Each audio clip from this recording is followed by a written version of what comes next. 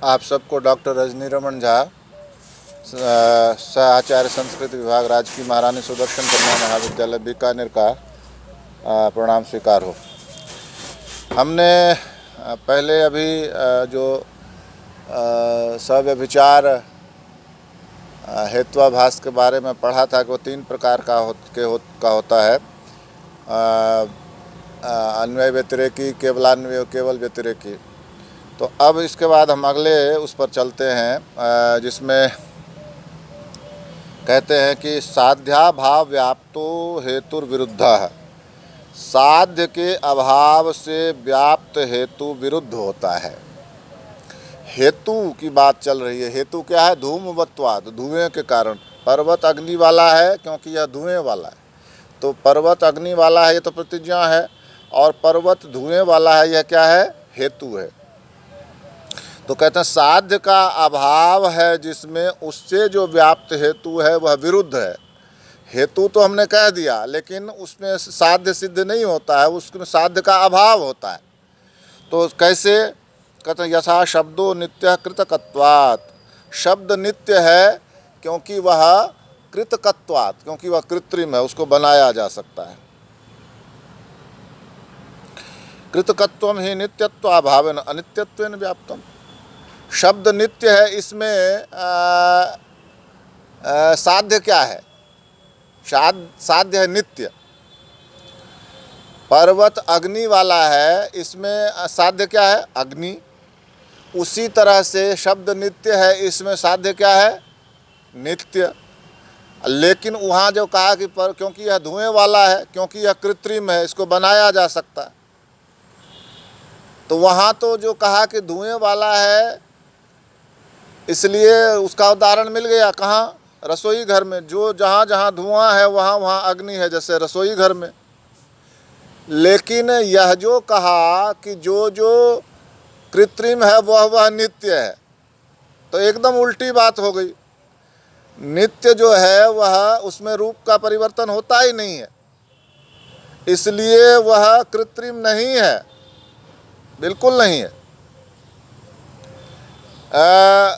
इसीलिए एकदम साध्य का अभाव हो गया। हमने हेतु तो ले लिया कि जो कृत्रिम है, जिसको बनाया जा सकता है, वह हेतु ले लिया, लेकिन जो उसका साध्य है नित्यत्व, नित्य होना, वह क्या हुआ? उसका अभाव हो गया। जो कृत्रिम है वह नित्य नहीं हो सकता, इसलिए उसका अभाव हो गया। तो अभाव से व्याप्त ये हेतु हो गया ना। नित्य के अभाव से व्याप्त हेतु हो गया। नित्य का अभाव है किसमें? कृत्रिम होने में। तो इसलिए नित्य के अभाव से व्याप्त हेतु है, इसलिए इसको कौन सा हेतु कहेंगे? विरुद्ध हेतु कहेंगे। कृतकत्वम ही नित्यत्व अभाव है ना। कृत्रिम जो है वह नित्यत्व के अभाव से युक्त है। अनित्यत्वेन व्याप्तम, अनित्यत्व से व्याप्त है, इसलिए यह विरुद्ध हेत्वाभास है। पहला हमने कौन सा हेत्वाभास पढ़ा था? सव्यभिचार। दूसरा हेत्वाभास क्या पढ़ा? विरुद्ध। अब इसके बाद तीसरे हेत्वाभास पर चलते हैं, और वह है सत प्रतिपक्ष। क्या कहते हैं? यस्य साध्याभावम साधकम हेत्वंतरम विद्यते स सत प्रतिपक्ष। जिसके साध्य के अभाव को सिद्ध करने वाला दूसरा हेतु विद्यमान है। एक हेतु कह दिया तो उससे साध्य का अभाव नहीं हुआ, लेकिन दूसरे हेतु से साध्य का अभाव हो गया। यह भी जब दूसरा हेतु भी जब उपस्थित रहता है, तब उसको कहते हैं सत प्रतिपक्ष। उदाहरण से समझेंगे इसको। यथा शब्दो नित्यः श्रावणत्वात् शब्दत्ववत्। शब्द नित्य है श्रावणत्वात्। श्रावणत्वात् मतलब कानों से ग्रहण करने के किए जाने के कारण शब्दत्ववत्, जैसे कि शब्दत्व। शब्द नित्य है कानों से ग्रहण किए जाने के कारण, जैसे शब्दत्व के समान। तो इसमें शब्द क्या हो गया? नित्य। नित्य जो है साध्य हो गया। और हेतु क्या हुआ? हेतु हुआ श्रावणत्व। और उदाहरण जैसे कि उदाहरण क्या दिया इसका, शब्दत्व। शब्दत्व नित्य है, कोई शक नहीं इसमें। शब्द नित्य है और शब्दत्व नित्य है, दोनों नित्य हैं। तो यहाँ तक तो ठीक है, कोई दिक्कत नहीं है। आगे कहते हैं शब्दो अनित्य है कार्यत्वाद घटवत। शब्द अनित्य है कार्यत्वाद, कार्यत्व के कारण से, जैसे घड़ा।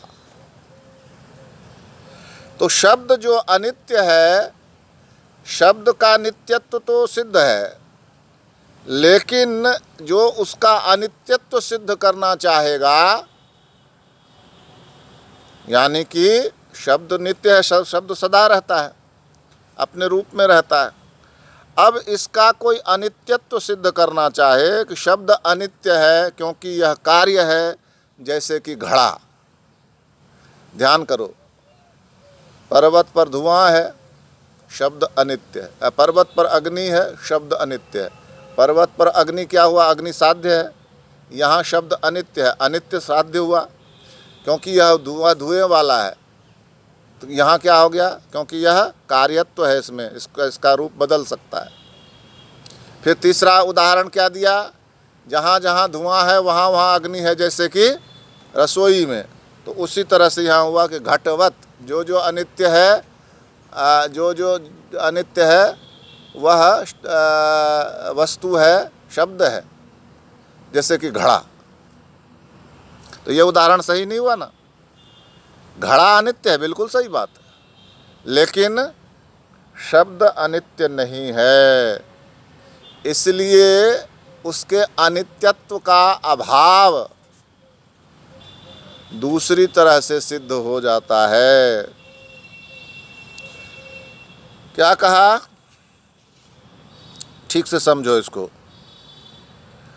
पहले सिद्ध कर दिया यस्य साध्य अभावम साधकम हेत्वंतरम विद्यते, जिसके साध्य के अभाव को सिद्ध करने वाला दूसरा हेतु विद्यमान है, वह प्रतिपक्ष वाला हेत्वाभास होता है। जैसे शब्द नित्य है क्योंकि वह श्रवणेन्द्रिय ग्राह्य है, शब्दत्व के समान, यहाँ इसमें कहीं कोई दिक्कत नहीं। लेकिन उसके अभाव को सिद्ध करने वाला दूसरा हेतु विद्यमान है। शब्द अनित्य है, किसके समान, शब्द अनित्य है क्योंकि वह उसमें कार्यत्व है, उसको बदल सकते हैं, जैसे कि घड़ा। तो यह अनित्यत्व भी साध्य हो गया और उसको सिद्ध करने वाला हेतु भी विद्यमान हो गया। कौन, कार्यत्वात्। फिर से समझो इनको, ये थोड़ा कठिन है, आपको इतनी आसानी से नहीं समझ में आ रहा होगा। पहला हेतु क्या है, ध्यान करो, जो कहा कि शब्द नित्य है, क्या उसका हेतु दिया, श्रवणेन्द्रिय ग्राह्यत्व, कानों से उसका ग्रहण होता है। और दूसरे में क्या है, अनित्यत्व है। तो इसका जो हेतु क्या दिया, कार्यत्व। ठीक है, इन दोनों पक्षों में एक ही शब्द है। शब्द के लिए कहा ना कि शब्द नित्य है, शब्द अनित्य है। प्रथम हेतु की दृष्टि से द्वितीय हेतु प्रथम हेतु के साध्य नित्यत्व के अभाव को सिद्ध करता है, अतः द्वितीय हेतु प्रथम हेतु का प्रतिपक्ष है।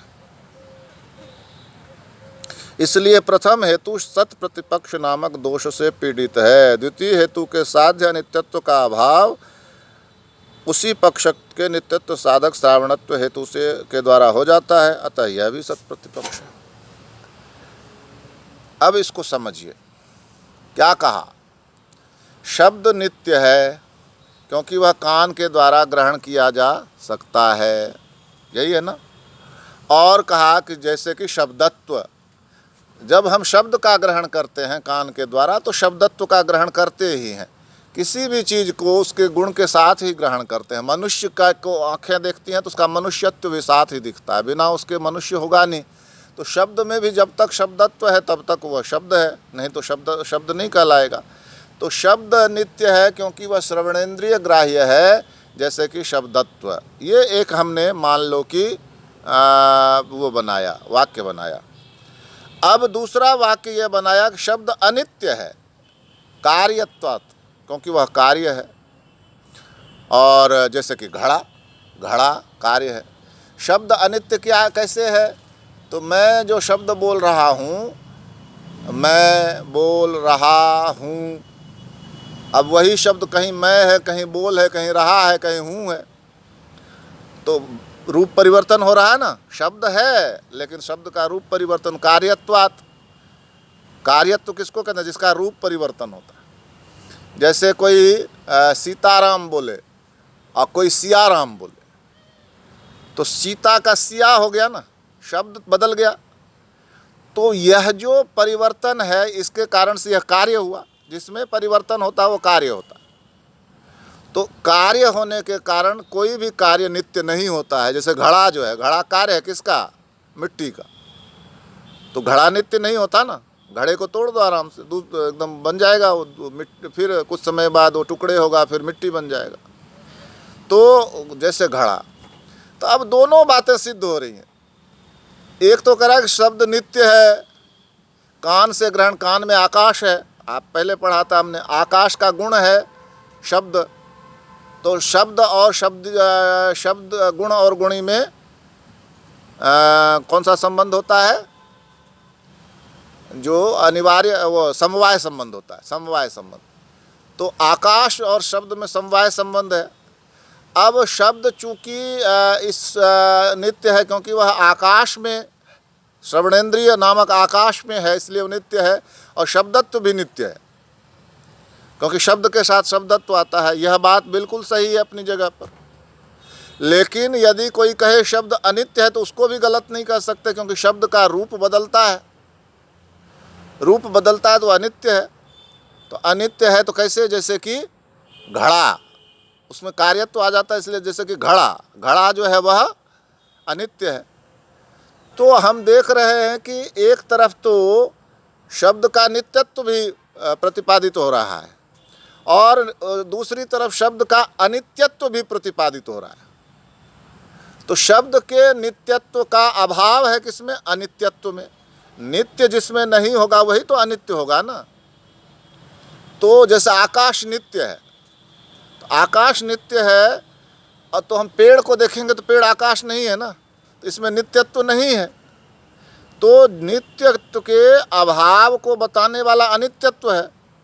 तो नित्यत्व भी शब्द में है और अनित्यत्व भी शब्द में है, दोनों सिद्ध हो जाते हैं। तो इस तरह से प्रतिपक्ष हो गए ना, एक दूसरे के विरोधी हो गए। इसी को कहा सत प्रतिपक्ष हेत्वाभास। एक दूसरे का विरोध जब एक ही पक्ष में रहते हुए किया तब इसको कहा सत प्रतिपक्ष हेत्वाभास। आई बात समझ में? अब शब्द नित्य है यह एक पक्ष हुआ और शब्द अनित्य है यह दूसरा पक्ष हुआ। शब्द के नित्यत्व को किससे सिद्ध किया? कान में ग्रहण करने योग्य है और जैसे शब्दत्व को ग्रहण करते हैं, इसलिए शब्द नित्य, शब्द नित्य है। ठीक है। अब दूसरे इसको सिद्ध कर दिया, शब्द अनित्य कार्यत्वात्, जैसे कि घड़ा। इसलिए यह जो है शब्द नित्य भी हो गया और अनित्य भी हो गया। तो नित्य हो गया और अनित्य हो गया, दोनों सिद्ध हो रहे हैं। तो इसको कहेंगे सत प्रतिपक्ष हेत्वाभास। क्या कहेंगे? सत प्रतिपक्ष दोष दूषित होने के कारण ये क्या है? तुल्य बल है, और तुल्य बल मतलब बराबर बल है इनमें, और एक दूसरे का क्या करते हैं? परस्पराक्षित सत प्रतिपक्ष दोष से दूषित होने के कारण हेत्वाभास हैं। दोनों अपने अपने साध्य को सिद्ध करते हैं और दोनों अपने अपने साध्य को सिद्ध करते हैं। तो इसका मतलब यह हुआ कि दोनों ही समान बल वाले हैं। और दोनों एक दूसरे का विरोध करते हैं, तो दोनों एक दूसरे का विरोध करते हैं तो प्रतिपक्ष हुए, इसलिए इनका नाम पड़ गया सत प्रतिपक्ष हेत्वाभास। मैं समझता हूँ आज इतना ही, क्योंकि अब इससे ज़्यादा होने पर आपको समझ में नहीं आएगा, इसलिए धन्यवाद।